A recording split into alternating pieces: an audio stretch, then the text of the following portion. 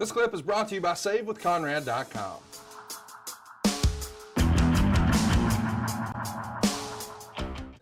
I wanted to make note of something that happened pretty special the very next day, August 3rd. We're in Florence, South Carolina, and in the main event, it's the NWA Tag Team Champions, Ricky and Robert, taking on the National Tag Team Champions, Ole and Arn.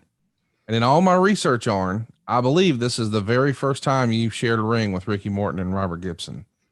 Considering how many great matches you had over the years with the Rock and Roll Express and what a big part you were in their career and they were in your career, this is the first time it ever happened. August 3rd, 1985, Florence, South Carolina. What were your first impressions of the Rock and Roll Express? Well, it was an outdoor show. If it was in Florence, it would have been at the football stadium. And, I had watched them. Do you know their arrival date in Jim Crockett Promotions by chance? Approximately. I know it was 85, but I don't remember off the top of my head. I could probably look that up. I was just wondering, and I was just going to make a comment that, if they had been there a couple of weeks or a couple of months or whatever, they were guys that, the reaction from day one, almost like after the first time our audience saw them, I would think the first time they came out of the gate, our audience would have said, well, who are those guys?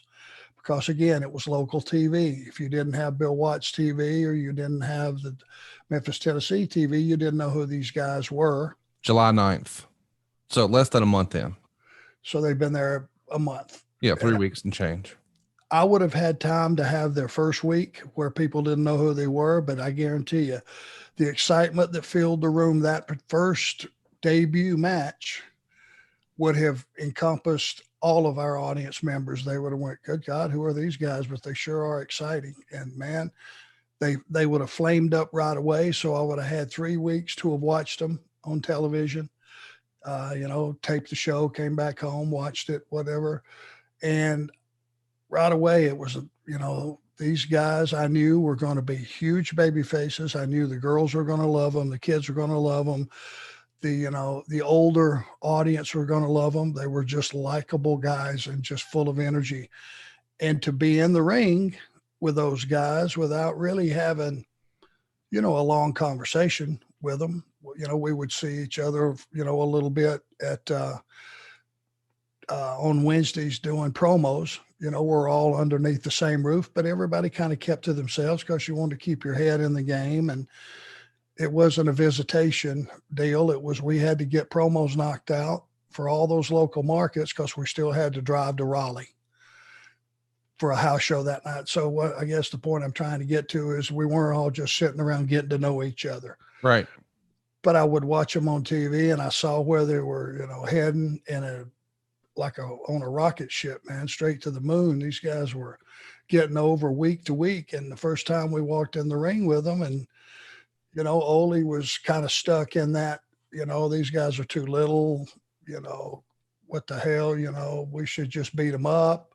This is what I can see going through his head. He never said that to me, but I could just tell the way initially he started working with them was until he saw the audience bought it. They bought these guys and they believed in them and, they got behind them. And it didn't take me long, which was about 30 seconds to decide, hey, I'm going to go in here and do my best, to get these guys over.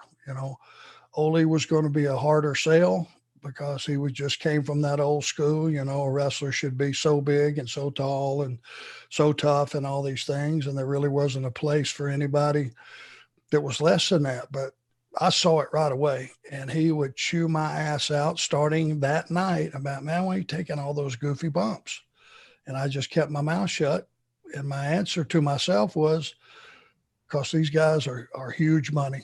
And I could tell it then. And I wanted them to go back and go, I want to work with that guy again versus, damn, what a hard ass those guys are. It's like pulling teeth trying to get them to sell for us. But, already then, a month in, those guys were already on fire. It's something that I think is worth a discussion. They win the titles on their debut. So they come in certainly with a big reputation from Mid-South of being a fantastic tag team. They put on a hell of a show. I think it's a match that goes more than 30 minutes where ultimately they win the tag titles from the Russians. And they're essentially made men there in Shelby, North Carolina. But here we are 3 weeks later, and I'm curious, is there any resentment amongst the boys? I mean, on the one hand, you've got to reconcile that these guys are territory guys. They had success somewhere else, and you watch the matches and holy cow, can they wrestle? And boy, the women and kids, they're really with them. Is there part of the locker room you think that maybe is like, no, wait a minute, these guys just come in and they're the tag champs and now they're working on top and getting main event money? Was there like a clique of, for lack of a better word, Jim Crockett territory guys who felt like, hey, they're taking my spot? What do you think? I think so. I think I agree with you. Yeah. But it was, if I was a babyface, well, number one, they came in and beat the Russians, and those guys had been pretty dominant. They had brought Nikita in and they were grooming him, and, the matches themselves were mostly worked by Barry, Darsow, and Ivan, just because they were the more seasoned workers. Obviously, Ivan Koloff was a machine, 100% pro. Barry had been around a lot longer than Nikita. Nikita just had that incredible look, and they brought him in, and he was going to be the guy that when he stepped through the ropes, the mood changed, and he was a killer. So when they beat those guys, that was about at that time, that was the hottest heels that we had. And that was a huge, huge victory. So if I was a babyface sitting in that other locker room and had been told, hey, we're going to use you on top and, we got a good spot for you and all that, I'd have been a nervous wreck at that point in time, because there's no denying the audience. They will tell you what they like, and it doesn't matter how hard you're pushed or what they do with you on TV. If our fans don't like what they see, they'll spit you out. And if they see something they like, no matter how you're used, they're going to let you know that too. So I'm sure there was a shock wave that went over the babyface locker room. Like, holy shit. Now, as a heel, I was just thinking, man, I want to work with these guys every single night in every single town. Sure. And that's the way I felt about it. And you know what? It's, my suspicions were right. They were just as good in the ring as they were if you were outside watching them. Those guys, Ricky Morton could start a riot just like that. Boom. The second he went down selling and crawling around that ring, it looked like two thugs, two grown men were stomping the brains out of a 12-year-old kid. And that's the way it played. And the audience, man, they got hot. It was so easy to have a red hot match with those guys, and Robert would come in and make that comeback, which he did well. And those guys won. And that was a formula that I bet you today they're still using, because it absolutely works. It did work. They were on to something, and so were you. When it came to TV, man, it's all about Magnum TA and Dusty Rhodes, and of course these Anderson boys. We're going to start the month of August off with some really strong promos. Let's take a listen to you and Ole here. This aired on August 3rd, the very same day that the Rock and Rolls were in the ring with you the first time. This would air on TV. You and Ole. Let's take a listen. Standing at ringside with the National Tag Team Champions of Minnesota Wrecking Crew, Ole and Arn Anderson. Tony Schiavone, I think you've got a little bit of a tape here that I enjoy seeing. I know Ole does too, so can you roll that for us? We are going to see a vicious attack. Yes, you are going to see a vicious attack. This is the kind of thing that you see happens in bar rooms, might happen out beside some cattle barn somewhere, maybe out in the middle of the field. This is not supposed to happen in what you call organized sports. What this is is giving people an attitude adjustment, letting them know that the name of this game is not rock and roll. The name of this game is not playing music and wearing bandanas wrapped around you. The name of this game is winning. And to win, all you got to do is cripple or maim your opponent to the point to where he can't play any music. He can't wear any flashy clothes. All he can do is get on his back for the 1, 2, 3, and that's what pays the bills, period. What would possess somebody to do something like that?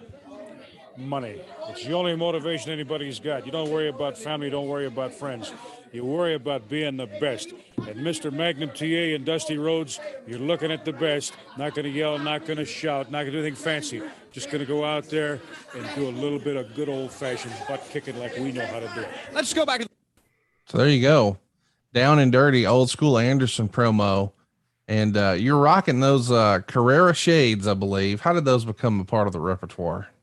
Well, I can't see, number one.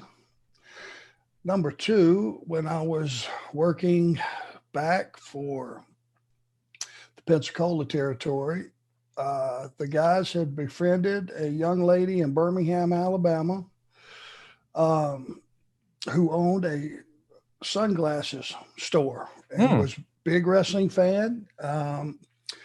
Linda Marks. I don't know how I can remember that name because I'm really bad. But she sold the Carreras, and I wasn't the first one to get them. Actually, Scott Armstrong and Brad got them before me. I feel strongly that saving money is important.